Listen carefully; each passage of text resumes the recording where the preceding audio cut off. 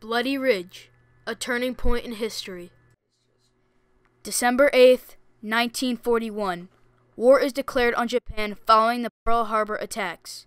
The American citizens were outraged. Thousands of young adults flocked to recruiting stations to join the military. My grandfather, Marlon Groft, was one of these young people. Why did you join the military?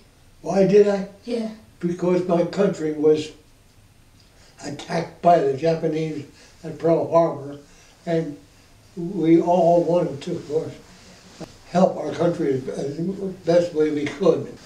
And it was only not just my country, but I was also thinking of my family. I heard of this outfit that was forming. The colonel of the outfit was Edson. Yeah. Was interviewed by him personally, and he liked everything about me except that I didn't swim well. And he said that you're going to be involved with water, and sometimes dangerous water. Your life or your buddy's life may depend on the fact that you swim well. Yeah. This was all new. Nobody had fought before. This was before North Africa. This was before Germany. This was before anything. So the outfit that I was in, we were the very first in World War II. What was your first experience in combat? My first experience in combat was on a little island called Tulagi in the South Pacific. Tulagi didn't have a beach, so we had to jump off the side of the ship, and at that time they didn't have any ramps. You had a boat that you had to jump off the side. The coral was so bad we couldn't get close even to the beach if there was one. So we jumped off, and most of the guys ahead of me were disappearing in the water. And I said, oh my God, I remember saying to myself, did I come 9,000 miles to drown? But Tulagi is an island that was split in two.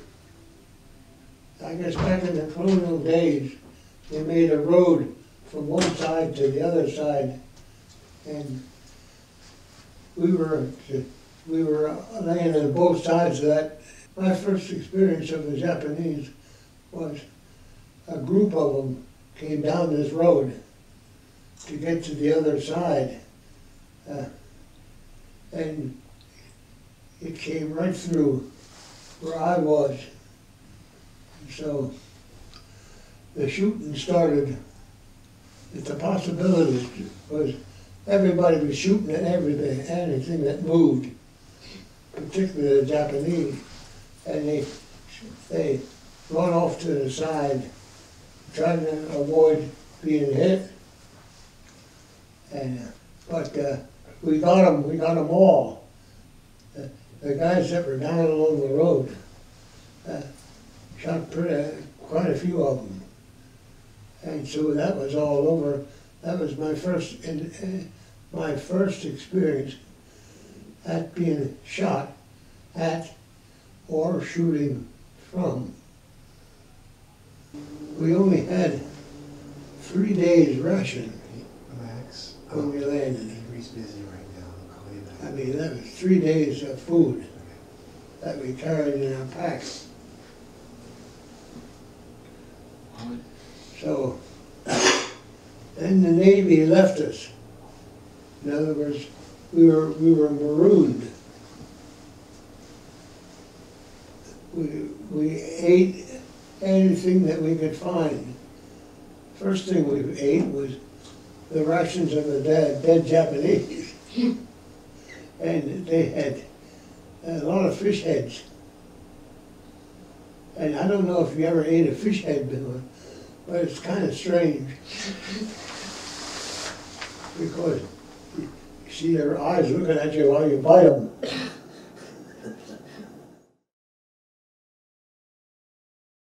What happened on Bloody Ridge? What happened to Bloody Ridge was a 2-day fight to see the Japanese had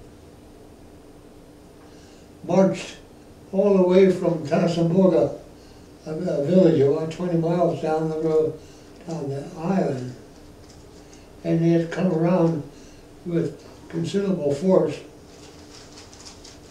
and so they hit us on Bloody Ridge, and it was a 2-day fight, and we lost a lot of men on the ridge, and that was really our first, at least my first introduction to a very violent war. How many U.S. soldiers fought at Bloody Ridge? I guess about somewhere between 500 and 700 men on that ridge. And the Japanese hit us with about 4,000 men. Except the Japanese didn't fight during the day. They fought at night. And so during the day, we were able to lay there and eat some food and take a nap, get ready for that night. The Japanese didn't know that. They thought they were such good night fighters that they'd lick us that night. They found out a lot different. How many men did you lose? I think we lost, let's see now, about 90. How many Japanese were killed? Oh, we killed over 800 of them. Yeah, we killed a lot of Japanese those 2 nights. Did you ever have to do like hand-to-hand combat, like close up? Well, yeah. That night on Bloody Ridge, I came in physical contact with some. Like, was it scary? Did you think? Tell you the truth, it is so quick and so violent that you don't have much time to think. You think afterwards, and you get a little shaky afterwards. But at the time when you're engaged, the only thing that you're thinking about is staying alive. What's the one experience you think about most?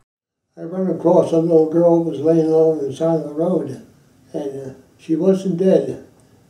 And I stopped, knelt down beside her, and then I took my canteen water, and I poured water in the cap, and then run it across her lips, and she almost seemed like she was smiling when I did that. I called for the corpsman to come and take care of her, as I had to go in because my squad was moving towards the enemy. It wasn't too long after that we dug in for the night, and I ran back to see if she was taken care of, and she wasn't there, so that told me that they had picked her up. I have thoughts about that for a long time. I still do, and I wonder if she ever lived to be a grandmother. Thank you. Oh. You're more than welcome, young man. Bloody Ridge was a battle that was fought to protect Henderson Field, an airstrip previously won by the U.S. It was a vital point of the strategic control for the airspace over the Solomon Islands. Many historians might argue that the seizure of Henderson Field and the Battle of Bloody Ridge was vital to the victory of the South Pacific. The Battle of Bloody Ridge was a turning point in the South Pacific during World War II. It allowed the Allied forces to control the airspace of the Solomon Islands, which turned the tides of the war. If you control the airspace, then you controlled the war.